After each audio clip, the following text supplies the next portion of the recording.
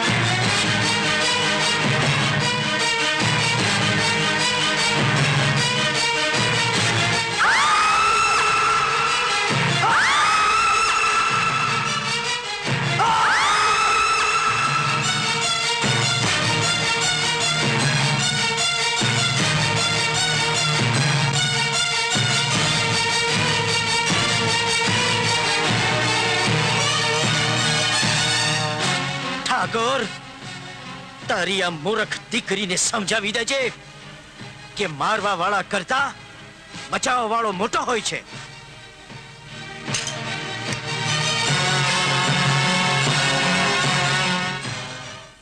સોનુ, સોનુ, શું કહ્યું દીકરા?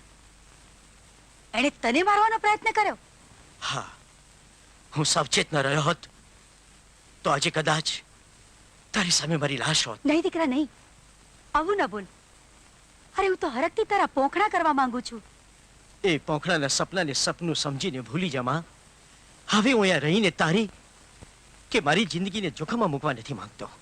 નહીં દીકરા નહીં, મારી જિંદગી તો એ દીથી જોખમમાં મુકાઈ હતી જે દીએ મેં ઠાકોરને કહ્યું હતું કે હું મારા દીકરાના પોખણા કરીશ. ત્યારે એણે મને તારા લોહિયા લુગડા આપીને કહ્યું હતું કે તું મરી ગયો છે. પણ નહીં દીકરા, આજ એની હાર થઈ છે ને મારી જીત, કારણ કે તું આજે જીવતો પાછો આવે છે. પણ માં, તું જે સમજે છે એ હું નથી. હું તો એક અનાથ શિવો. તું શિવો નથી, તું શિવો નથી, તું શિવો નથી, તું શિવો નથી, તું શિવો નથી. તું શ્યામ છે, તું શ્યામ છે, તું શ્યામ છે, તું શ્યામ છે. તું અનાથ નથી. હું તારી માં છું, હું તારી માં છું, હું તારી માં છું. મેં તને જન્મ આપ્યો છે, મેં તને જન્મ આપ્યો છે. જગદંબાએ મને તારા પાછા આવવાના એંધાણ પણ આપ્યા હતા, એંધાણ પણ આપ્યા હતા, એંધાણ પણ આપ્યા હતા. જગત ભલે જૂઠું હોય પણ જગત જનની ક્યારેય જૂઠી નથી હોતી દીકરા.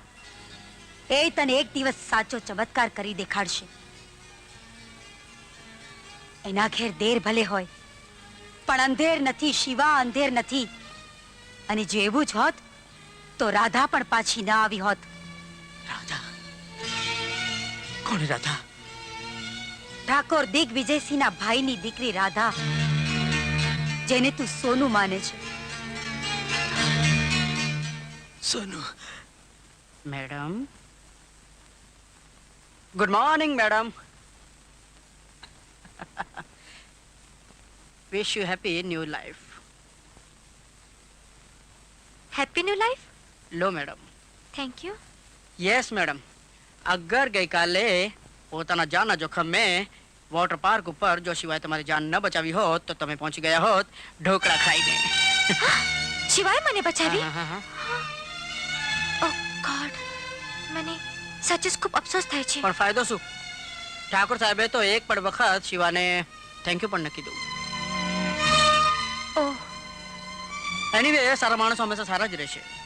હા, શિવો ખરેખર સારો માણસ છે. તમે સારા માણસની વાત કરો છો? શિવાની માં કહેતી હતી કે ગયા જન્મમાં શિવો એનો દીકરો હતો અને એનું નામ શ્યામ હતું અને તમારું નામ રાધા હતું. રાધા. બંને પરણવાના હતા, કોઈ કારણસર બંને ગુમ થઈ ગયા, જેનો આજ સુધી પતો નથી ચાલ્યો. અને શિવાની માં એ પણ કહેતી હતી કે આપણા ગામની બહાર પૂનમની રાતે ખંડેરમાં શ્યામ અને રાધા હંમેશા મળતા હતા. અને તમને જણાવી દઉં કે આવતીકાલે એટલે કે ટુમોરો પૂનમની રાત છે.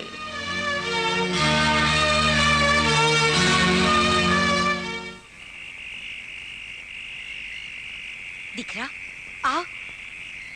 જો, આ એ જ જગ્યા છે. આજથી વર્ષો પહેલા હર પૂનમની રાતે તું અને રાધા અહીં એકલા મળતા હતા.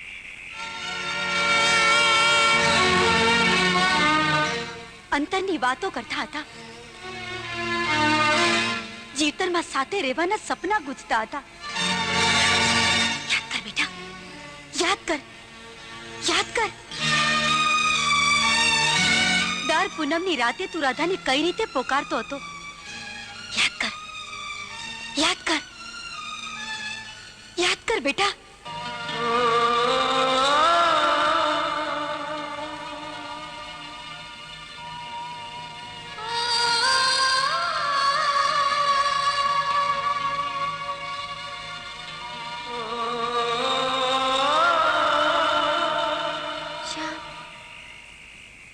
રાધા, હૈયામાં હેતની હેલી ચડાવીને વાટ જોડાવતા તને વિચાર નથી આવતો? ઘણી વાર તડપવા કરતા તડપાવામાં વધુ મજા આવે છે. આવી મીઠી મજાકમાં ક્યારેક આ આત્મો ઉડી જશે તો આ રાધાના પાંડેમાં પ્રાણ એક પળ પણ નહીં રહી. શ્યામ, આ જન્મ તો શું, જન્મો જન્મ સુધી રાધા શ્યામની બાવરી બનીને એના સ્નેહ બંધનમાં બંધાતી રહેશે. જ્યાં સુધી આકાશ પર પૂનમનો ચંદ્રમા ઉગતો રહેશે ત્યાં સુધી આપણા પગલે પગલે મિલનના સાથિયા પુરાતા રહેશે.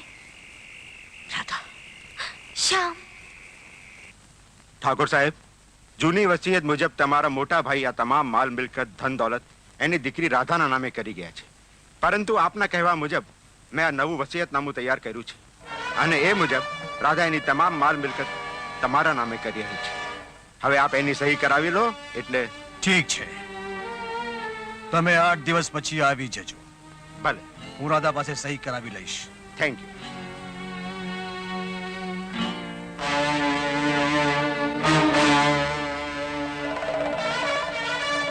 જો રાધા વસિયત ઉપર સહી કરવાની ના પાડશે તો? ઠકરાણા, તો પછી સામ દામ દંડ ભેદ અને જોર જુલમથી મને સહી કરાતા આવડે છે.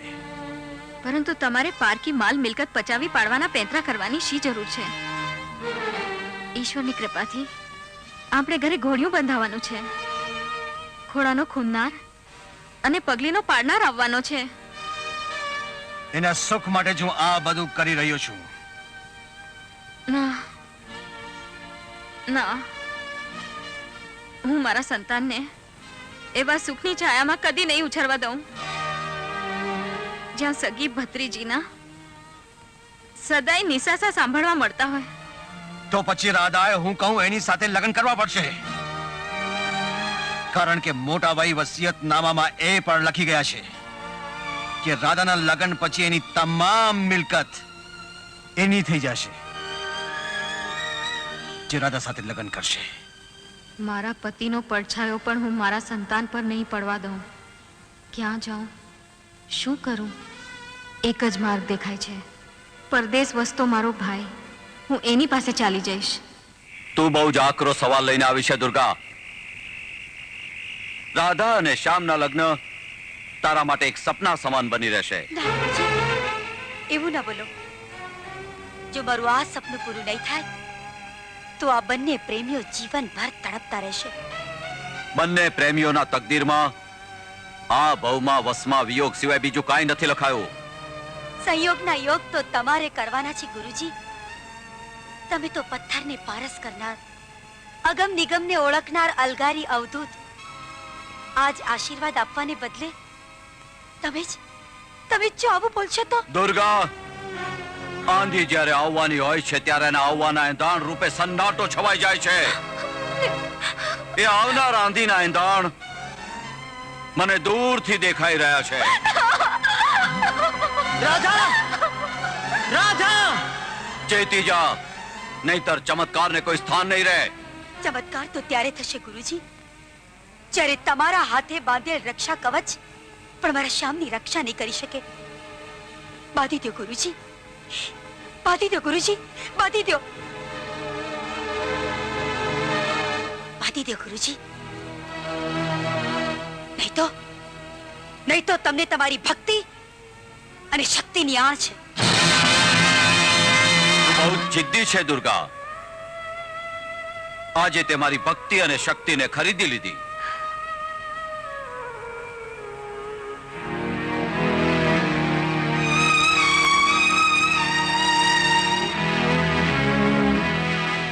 શ્યામ, અહીં આવ શ્યામ.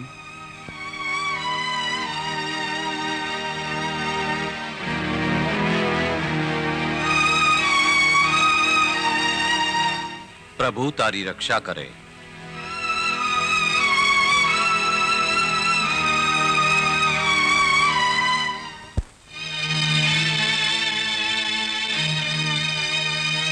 રાધા, આવી ગઈ દીકરી. હું હમણાં તને યાદ કરતો હતો ને તું દરવાજામાં દાખલ થઈ. તારી ઉંમર બહુ લાંબી છે. નહીં કાકા, મારી ઉંમર લાંબી નથી. હમણાં જ ગુરુજી કહેતા હતા કે આ ભાવમાં મારો અને શ્યામનો મેળાપ ક્યારેય નહીં થાય. કોણ શ્યામ? દુર્ગાબેનનો દીકરો. સંબંધ તો આપણા સમવડિયા સાથે થાય. ક્યાં આપણી હવેલી અને ક્યાં મામૂલી ખોરડામાં રહેનારી દુર્ગા? તું એના દીકરા સાથે પ્રેમ કરે છે? કાકા, એ ખોરડો ભલે મામૂલી હોય પણ એમાં રહેનાર ગુણવાન છે. ગુણવાનની સાથે ચાલાક છે એટલે તો એને તને પોતાની પ્રેમ જાળમાં ફસાવીને મિલકત મેળવવાનો કિમિયો ઘડ્યો છે. એ જાણે છે કે પરણ્યા પછી આ તમામ મિલકત જે તારા નામે છે એને મળશે. નહીં કાકા, શ્યામ એટલો સ્વાર્થી નથી. તારે એના પારખા કરવા હોય તો આ કાગળ ઉપર સહી કરી દે. શું લખ્યું છે આમાં? એ જ કે આ તમામ મિલકત તું મારા નામે કરી રહી છે. મારા બાપુએ વારસામાં આપેલી મિલકત હું તમારા નામે શા માટે કરું? જો તારે શ્યામને પરણવો હોય તો, નહીં તો આ જન્મમાં શ્યામના સપના જોવાનું ભૂલી જા. ઓહ, તો માલ મિલકતના મોહમાં અંધ બની મારી મિલકત પામવા માટે તમે મારા પર દબાણ લાવી રહ્યા છો? દબાણ તો એ કરે જેને દાવ ખેલતા ના આવડે. દિગ્વિજય એનો દાવ ખેલી ચૂક્યો છે. હવે તો જ્યાં સુધી આ દસ્તાવેજ પર સહી નહીં કરે ત્યાં સુધી આ હવેલીની બહાર પગ કાઢવો મુશ્કેલ છે. કાકા, આ કળયુગમાં પ્રેમની તાકાતને તમે ઓળખતા નથી કાકા. પ્રેમ તો ધગધગતો એ લાવારસ છે જે ધરતી ફાડીને જ્વાળામુખીની જેમ ફેલાઈ જાય છે. એ જગતમાં ચોર જુલમ કરનારને ભાળી નાખે છે.